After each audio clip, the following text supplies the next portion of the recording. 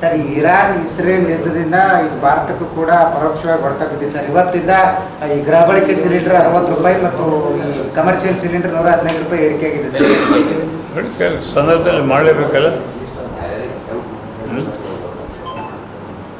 ಈ ಲಾಸ್ಟ್ 1 ವೀಕಲ್ಲಿ 295 ರೂಪಾಯಿ ಏರಿಕೆ ಆಗಿದೆ ಸರ್ ಕಮರ್ಷಿಯಲ್ ಸಿಲಿಂಡರ್ ಬೆಲೆ.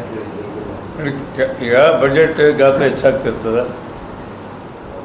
ಈಗ BJP ಅವ್ರು ಏನು ಮಾತಾಡ್ತಾರೆ, ಏರಿಕೆ ಬಗ್ಗೆ ಮಾತಾಡ್ತಾರೆ, ಸಾಲದ ಬಗ್ಗೆ ಮಾತಾಡ್ತಾರೆ. ಇನ್ನು ಬಜೆಟ್ ಪ್ರೆಸೆಂಟ್ ಮಾಡಿದರೆ ಸಾಲದ ಬಂದು ಆಗ್ತದೆ, ಸಾಲದ ರಾಮಯ್ಯ ಅಂತ ಹೇಳ್ತಾರೆ.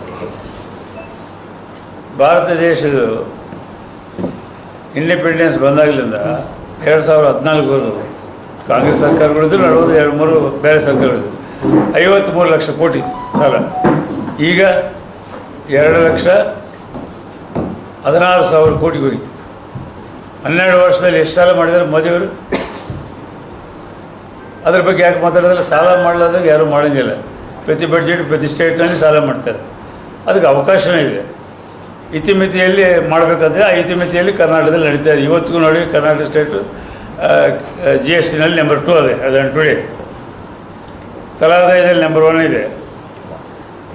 ಇದೆಲ್ಲ ಸದೃಢವಾಗಿರೋದ್ರಿಂದನೇ ರಾಜ್ಯ ಈ ರೀತಿ ಬಜೆಟ್ ಮ್ಯಾನೇಜ್ಮೆಂಟ್ನಲ್ಲಿ ಸರಿಯಾದ ಮಾಡೋದ್ರ ರೀತಿಯಲ್ಲಿ ನಾವೆಲ್ಲ ಇವತ್ತು ಪದ್ಧತಿ ಪ್ರಕಾರ ಬಜೆಟ್ ನಡೀತಾ ಇದೆ. ಇವತ್ತು ರೈತರ ಸಲುವಾಗಿ ನೋಡಿ ಸಾಲ ಕೊಡ್ತಕ್ಕಂಥದ್ದು ಈ ವರ್ಷ 32 ಲಕ್ಷ ರೈತರಿಗೆ 30,000 ಕೋಟಿ ಸಾಲ ಕೊಡಬೇಕಂತೇಳಿ ವಿತೌಟ್ ಇಂಟ್ರೆಸ್ಟ್ ಕೊಡಬೇಕಂತ ಮಾಡಿದ್ದಾರೆ. ಅನೇಕ ಯೋಜನೆಗಳು ಬರ್ತಾಯಿದೆ.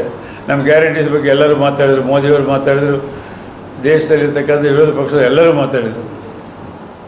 ಬಟ್ ಇವತ್ತು ನಾವು ಸರಿಯಾಗಿ ನಮ್ಮದು ಏನೋ 52,000 ಕೋಟಿ ಇರ್ಬೋದು, 55,000 ಕೋಟಿ ಇರ್ಬೋದು, 5 ಗ್ಯಾರಂಟಿಗಳು ಪರಿಪೂರ್ಣವಾಗಿ ಸರಿಯಾದ ರೀತಿಯಲ್ಲಿ ಜನರಿಗೆ ನಾವು ಮುಡಿಸ್ತಾ ಇದ್ವಿ.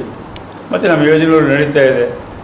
ನಮ್ಮ ಜಲಸಂಪನ್ಮೂಲ ಇಲಾಖೆಗೂ ನಮಗೆ ಪ್ರತಿ ವರ್ಷ ಕೊಟ್ಟಂತೆ ಸ್ವಲ್ಪ ಇನ್ಕ್ರೀಸ್ ಮಾಡಿ ಈ ವರ್ಷ ಇತ್ತು 22,000 ಕೋಟಿ ಕೊಟ್ಟಿದ್ದಾರೆ.